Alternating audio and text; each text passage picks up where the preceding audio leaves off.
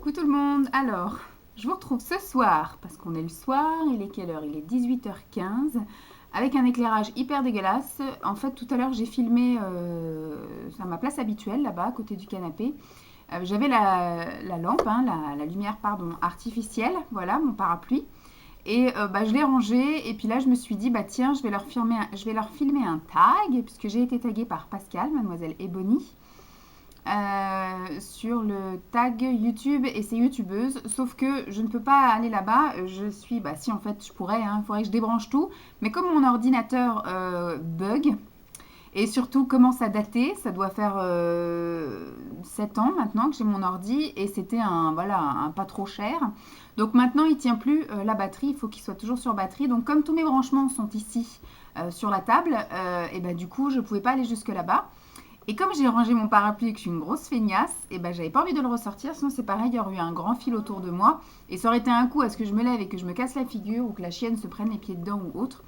Donc on va pas tenter le diable et on va rester avec une petite lumière tamisée bien dégueulasse.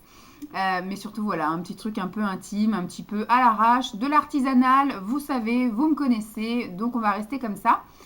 Donc j'ai les questions qui sont devant moi, puisque du coup j'ai voulu faire écolo aussi, je n'ai pas imprimé les questions, du coup elles sont sur l'ordinateur, sur une page Word. Je vais commencer tout de suite, alors il y a 9 questions, mais la dernière, elle compte pour du beurre. Et j'ai été juste vite fait regarder pour la première question pour vous répondre. Alors, la première question, donc c'est depuis quand es-tu sur YouTube? Alors j'ai été regarder à l'instant, je me suis inscrite en janvier 2012, voilà, le 23 janvier 2012, je me suis inscrite alors que ça faisait déjà peut-être 6 mois que je regardais des vidéos. Mais j'avais envie, je voulais commencer un peu à interagir et à partager des choses. Donc du coup, je me suis inscrite pour pouvoir commenter. Et au fur et à mesure de commenter, il y a effectivement des personnes sur les chaînes auxquelles j'étais abonnée qui m'ont dit bah, pourquoi toi tu te lances pas, pourquoi tu te lances pas. Et donc du coup, le mois de mars a été un petit peu plus révélateur pour moi parce qu'il me semble que ma première vidéo date du mois de mars 2012. Donc voilà depuis quand je suis sur YouTube et je pense que je suis plutôt active. J'ai pas eu de période de creux et je pense que j'ai toujours été régulière. Quand je faisais des pauses, je vous le dis. Je vous l'ai toujours dit. Quand je faisais des pauses, je vous le disais. Voilà. En général, c'était soit des pauses pour les fêtes ou soit des pauses surtout pour les vacances. Mais j'ai jamais eu de coupure très flagrante ou quoi aux caisses. Ensuite, deuxième question. Ta vision sur ce réseau social a-t-elle changé? Je pense pas. Je pense que c'est toujours une question de partage. Après, c'est vrai qu'on n'évolue pas tous de la même façon. Moi, je ne l'ai jamais fait dans le sens commercial. Je ne l'ai jamais fait pour évoluer, avoir plein d'abonnés, gagner des sous, avoir des partenariats, recevoir plein de choses. Je l'ai fait pour rencontrer des gens, pour, euh, pour échanger, voilà, et aussi pour m'occuper. Voilà, en gros. C'est un peu comme ceux qui vont à la salle de sport, ceux qui prennent des cours de chant, ou voilà. Moi, en général, je fais des vidéos sur des sujets qui me passionnent ou qui m'intéressent. Et j'aime beaucoup également regarder les vidéos. En général, j'en regarde peut-être une quinzaine par jour entre le petit déjeuner et puis le soir quand je rentre du boulot avant que Simon arrive. J'ai un truc dans les chicots parce que j'ai mangé un petit gâteau. Voilà. Après, est-ce que ça a changé? Ça a changé, oui. Après, en tout cas pour moi, ça n'a pas vraiment changé parce que j'ai pas eu une croissance fulgurante. Vous voyez que ça fait 4 ans, depuis 2012, donc ça fait 4 ans, bientôt 5 que je suis sur YouTube et je n'ai même pas encore 5000 abonnés. C'est pas vraiment ce que je recherche, mais j'ai l'impression qu'effectivement, les petites chaînes vont commencer à mourir, à s'essouffler. Au début, je faisais effectivement beaucoup de vidéos, ça m'arrive encore hein, de faire quasiment que des vidéos assise dans mon salon. Je ne fais pas de montage, je n'ai pas une qualité d'image formidable. J'aime ce côté un peu artisanal, ce côté accessible, voilà. Mais maintenant, j'ai l'impression qu'effectivement, YouTube, c'est plus une machine à fric. Et le but est d'avoir un maximum d'abonnés, de faire des partenariats, de faire des voyages de fou, de mettre de l'argent dans les logiciels de montage, dans les caméscopes, dans tous ces trucs-là. C'est pas trop mon délire. Moi, j'ai envie de continuer à faire ma petite séance de passion à la salle des fêtes de mon village. Voilà, en gros, ça fait comme quand j'allais à la salle de sport. Je me suis inscrite un temps dans une grosse salle de sport, mais c'était très impersonnel. Il y avait tellement de gens que j'ai rencontré qu'une seule personne, alors que quand j'allais faire mon sport dans une petite salle des fêtes du village d'à côté, on connaissait tout notre prénom, on s'est fait des soirées, on s'est fait voilà un repas pour les fêtes, on a fêté la galette ensemble, on a fait le repas de fin d'année, un barbecue, voilà. Et il y a des amitiés que j'ai gardées grâce à ça. Et donc c'est un peu pareil pour YouTube. Moi j'aime bien le côté un petit peu petite communauté, où c'est comme les repas, les soirées entre amis. Je préfère, voilà, plutôt que de louer une salle et puis d'avoir 500 invités, ou même sur YouTube, d'avoir 1000 amis et au final de jamais parler avec eux, je préfère qu'on soit en petit comité restreint, mais qu'on se parle, qu'on se voit, qu'on s'échange. Donc j'essaye de remettre ça un peu en route pour essayer de vous connaître, de partager avec vous. Après, voilà, je trouve que ça a changé parce que maintenant, comme je l'ai dit avant, YouTube est devenu une pompe à fric, une boîte à faire de la pub, etc. Moi, c'était pas mon but. Et puis, bah, je pense pas que j'ai le charisme, que j'ai le temps, que j'ai le physique, que je sois aussi intéressante et que j'ai la vie. Voilà, j'ai une vie, tout ce qui est de plus normal et tout ce qui est de plus ennuyeuse à ces moments. Voilà, j'ai un travail comme tout le monde. Je me lève à 6h30 tous les matins. Je vais travailler à 8h tous les matins. Je rentre, il est 5h30, 6h moins le quart quand tout va bien. Et puis pour l'instant, je n'ai pas encore d'enfants, mais quand j'en aurai, il faudra que je gère les enfants après. Voilà, c'est pas. Voilà, il y a juste le temps pour les petites vidéos comme ça, le vendredi après-midi parce que je travaille pas, ou bien le soir comme ça, ou le week-end quand j'ai envie de filmer aussi. Donc voilà, moi je l'ai plus pris comme ça. Maintenant, est-ce que ça a changé? En tout cas, moi, j'ai pas changé ma manière d'être et de faire. Je reste tout à fait accessible et je reste tout à fait artisanale. Je fais rarement des montages, bien que j'ai commencé un peu à gratter, à voir et tout, mais ça m'intéresse pas de me couper la chic parce que j'ai bugué, que j'ai éternué, etc. Ben, je reste moi-même, hein. Qu'est-ce que ça fait si je bafouille ou etc. Donc non, après je pense pas que je vais investir dans un logiciel de montage. Peut-être que je serai amenée à changer parce que ma caméra commence à prendre de l'âge, c'est pareil. Je l'ai eu un an après avoir commencé YouTube et je sais que ces choses-là, ça a une durée de vie limitée. Donc voilà. Mais je pense pas changer, je changerai pas. Je sais pas combien de temps encore il me reste à vivre sur YouTube à échanger. Au jour d'aujourd'hui, je n'ai toujours pas activé la monétisation, donc vous voyez que c'est vraiment pas dans mon intérêt de faire quoi que ce soit. Je n'ai jamais demandé de partenariat à personne. Je suis partie bien avant tout le monde de Octoly. C'est moi-même qui ai claqué la porte parce que je trouvais qu'ils avaient déjà une politique qui n'était absolument pas tolérable. Et donc ça, je l'ai vu bien avant tout le monde. Ensuite, quoi dire d'autre? Je pense pas que je vais changer. Voilà. Après, si on me propose voilà, des opportunités pour rencontrer les gens, mais pas pour me faire du fric, pas pour recevoir un tas de produits, pas pour en profiter matériellement et financièrement parlant. Moi, ce que j'ai envie, c'est de profiter humainement parlant. Donc je pense que j'étais comme ça dès le début et je suis toujours, ma vision est toujours la même, en tout cas sur mon activité sur YouTube. Maintenant, voilà, à voir un peu les chaînes. Je suis aussi bien des grosses chaînes comme des beaucoup plus petites, mais dans la majorité, on va dire 90% des vidéos que je regarde, ce sont des filles accessibles qui restent simples, qui restent honnêtes et qui font de l'artisanat comme je fais. Maintenant, avant, on parlait beaucoup d'un produit ou autre quand on était assis. Maintenant, effectivement, parler de produits, ça devient de moins en moins attractif. Moi, j'aime bien regarder les produits finis, j'aime bien regarder les hauls. J'aime pas regarder, j'ai jamais aimé regarder les tutos, j'ai jamais aimé en faire non plus. Des lookbooks non plus, c'est pas un truc que je regarde ni que je fais, même si on m'en demande, peut-être qu'un de ces quatre j'en ferai. Par contre, je suis très friande des vlogs, ça c'est un peu, je pense, un aspect commun à énormément de gens, c'est-à-dire le voyeurisme et la curiosité. J'aime beaucoup m'exposer et j'aime aussi regarder un petit peu la vie des autres, voilà, les quotidiens ou les déménagements ou voilà les vacances des uns des autres.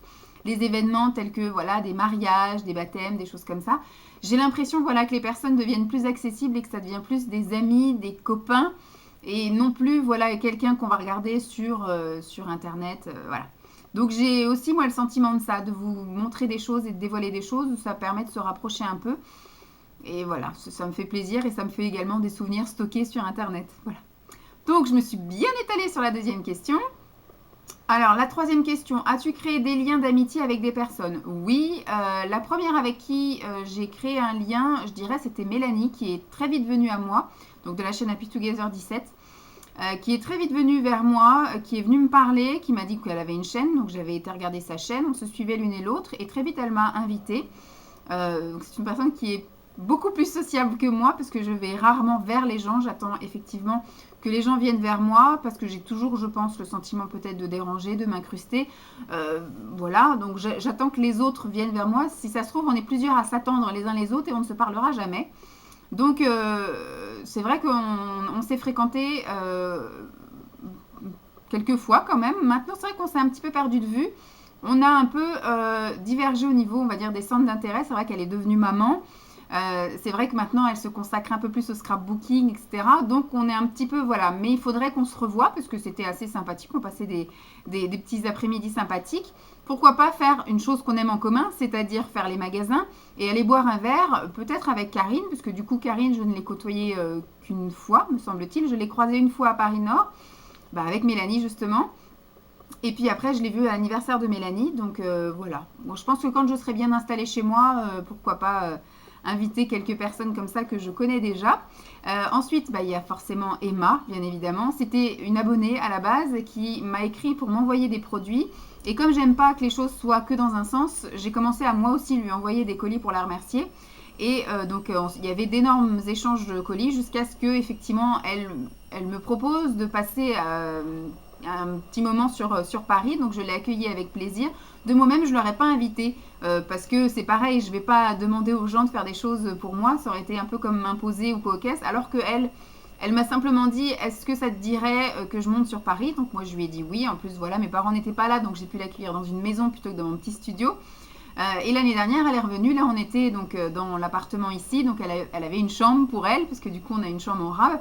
Et c'est pareil dans la future maison, dans le futur appartement. Il y aura encore une chambre encore en plus. Donc, elle pourra venir aussi avec grand plaisir.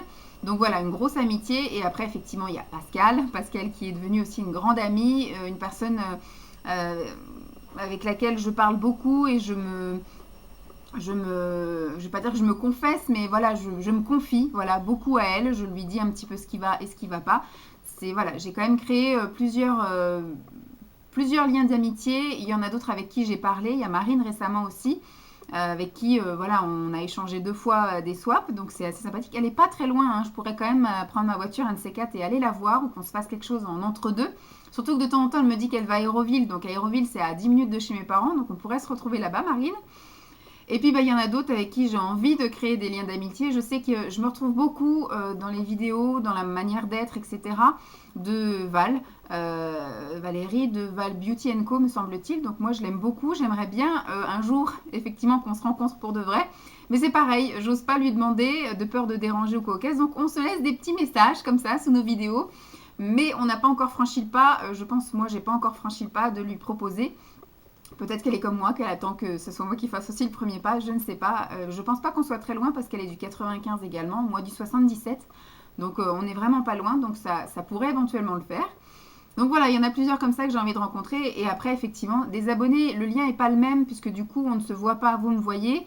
Vous me parlez un petit peu par message, mais c'est pas la même chose en fait. Je ne vous connais pas. Donc c'est pour ça que je veux aussi essayer de mettre en place des petits apéros, des petits goûters, des petites choses comme ça, où on va pouvoir un petit peu se rencontrer et échanger un peu plus. Et surtout que je vois effectivement un visage et une personne derrière un pseudo.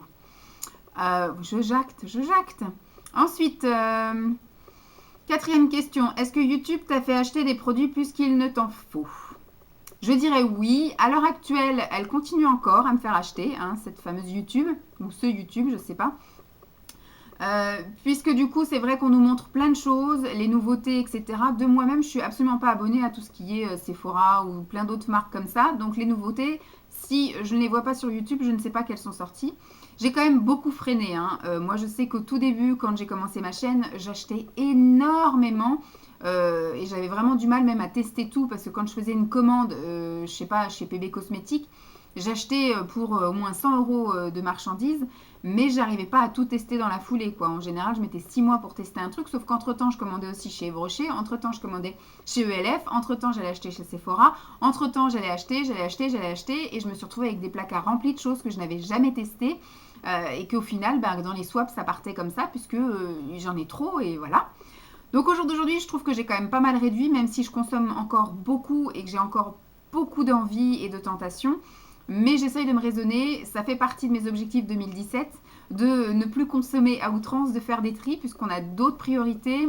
Je voudrais remeubler notre futur appartement. On a un projet d'enfant et je préfère mettre l'argent dans des choses qui lui seront bien plus utiles qu'un rouge à lèvres pour moi. Je sais que je continuerai à craquer, on est toutes des faibles, on est toutes les mêmes, mais je pense que je me suis quand même pas mal restreinte depuis quelques années quand même.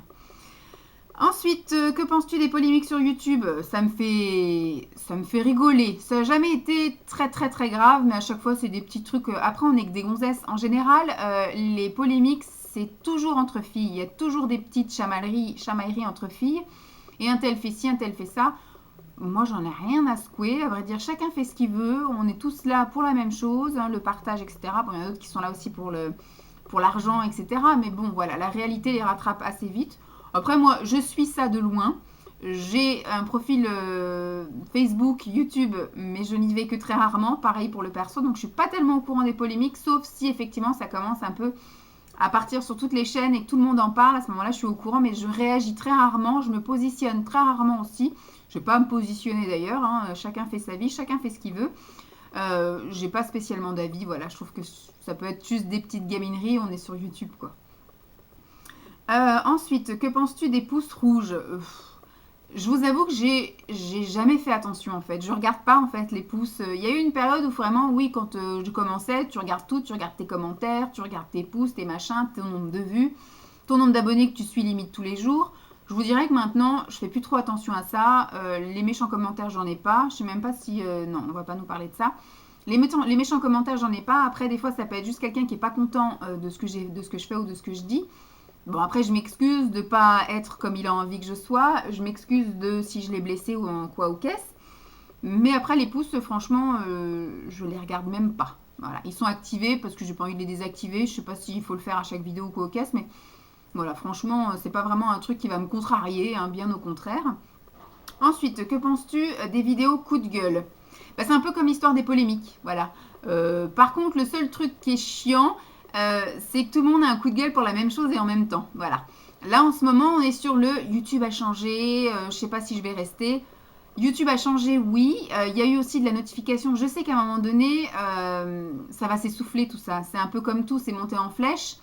Au tout début, quand je suis arrivée, on n'était pas extrêmement nombreuses. Il n'y avait pas une grosse youtubeuse comme Enjoy Phoenix. Elle était aussi dans ses débuts. Et après, d'un coup, il y en a plein qui ont grimpé en flèche au niveau des abonnés. Et puis qu'après, c'est devenu très commercial. Moi, alors, est-ce que j'ai eu des coups de gueule? Je sais pas. Je me souviens plus si j'ai vraiment eu de coups de gueule. Après, il y a eu des moments où effectivement, il y a eu des remises un peu en place quand on a fait quelque chose, quand on se montre et que les gens nous critiquent énormément. Moi, je vous dis, j'ai jamais eu vraiment de rageur ou autre. J'ai pas eu besoin de recadrer quoi que ce soit. Mais après, les coups de gueule qu'on entend là en ce moment, c'est les petites youtubeuses vont mourir. Je pense qu'un de ces quatre, ce sera oui. On passera sur autre chose, un autre réseau social, on passera sur d'autres manières de s'exprimer, d'échanger et de partager. Mais après, ce qu'il y a dans les coups de gueule, c'est ça qui me fait rire, c'est que tout le monde le fait en même temps pour les mêmes choses. Voilà. Après, voilà, c'est en gros les rageurs, c'est en gros activer la petite notification, c'est voilà. YouTube a changé, c'est que commercial, c'est vrai. Maintenant, il faut passer outre, on continue à faire ce qu'on a envie. Et puis c'est tout, voilà. Donc j'ai pas spécialement d'avis non plus sur les vidéos coup de gueule. J'en regarde certaines, mais au bout de 15 qui nous disent la même chose, je vous avouerai que la 15e, bah pas de chance. Je la regarde pas, donc elle n'aura pas son nombre de vues grâce à moi. Ensuite, crois-tu que le fait d'avoir beaucoup d'abonnés donne la grosse tête? Je dirais pas donne la grosse tête, je pense que ça peut être effrayant. Ça peut être super plaisant, mais après, on n'est pas dans le même délire. C'est-à-dire que moi, déjà, quand j'ai 15 commentaires, j'ai l'impression de passer une éternité à répondre. Alors, j'imagine celles qui ont 2000, 3000, 10 000 commentaires, elles n'y arrivent plus. Donc, après, il y en a certaines qui vont dire tu réponds plus aux commentaires, t'as chopé la grosse tête. Mais même moi, déjà, ça me prend déjà une demi-heure à répondre à 15 commentaires. Donc, j'imagine quelqu'un qui en a 10 000 les commentaires, c'est pas possible de vous répondre. Donc, c'est pas possible de dire non plus qu'elle a la grosse tête. Après, non, je pense pas qu'il y ait une histoire de grosse tête. Il y en a effectivement qui vont changer de comportement puisque du coup elles deviennent attractives. Mais je pense pas que ce soit forcément de la grosse tête. Voilà. Ensuite, qui veux-tu taguer? Alors, j'ai pas spécialement de personnes à taguer. Maintenant, je tague toutes celles qui ont envie de le faire. Si j'y pense, faites-le moi penser. Je mettrai les questions en barre d'infos parce que j'ai un peu galéré à trouver les questions. Il a fallu que je cherche dans YouTube, que je tape le tag YouTube et ses youtubeuses et que j'en ouvre plusieurs avant d'avoir des questions en dessous. Donc du coup, si ça peut vous aider, je vais vous mettre les questions donc en barre d'infos. C'était ma foi assez sympathique, même si je pense que j'ai radoté sur plusieurs questions et que je vous ai aussi raconté plein de choses qui n'avaient pas lieu d'être dans cette vidéo. Comme vous le savez, hein, je suis une grande jacteuse. Ma chaîne ne s'appelle pas Blabla de Vava pour rien. J'espère que ça vous aura plu. Je vous fais donc de gros bisous et puis je vous dis à très vite. Bye!